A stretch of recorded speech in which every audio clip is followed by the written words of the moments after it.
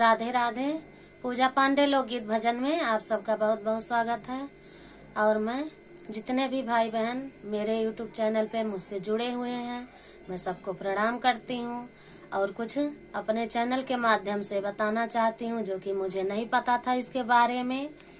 और जो जैसे कि रंजन तिवारी जी का भी 1 साल से चैनल चालू हुआ था, पर गाना बहुत बाद में डालना शुरू की थी तो मुझे भी पता नहीं था। वही हाल मेरे साथ हो गया। मेरा भी चैनल 1 साल का बना हुआ लगभग हो गया है। जनवरी में 1 साल हो जाएगा, 1 ही महीना बचा है, जिससे कि मैं अभी 1 ही महीना पहले से वीडियो भी डालना शुरू की हूँ। चैनल 1 साल का होने वाला है और ये नहीं पता था कि 1 साल के अंदर चैनल मोनेटाइज हो जाना चाहिए।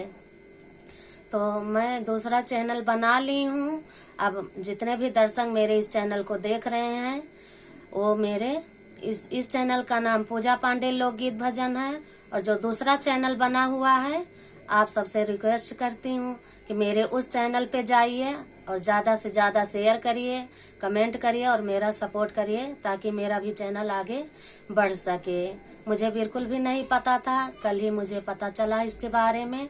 तो मेरा चैनल जनवरी 1 साल हो जाएगा, तो मैं दूसरा चैनल बना ली हूँ। उस चैनल का नाम है पूजा पांडे अवधी गीत के नाम से मेरा चैनल है।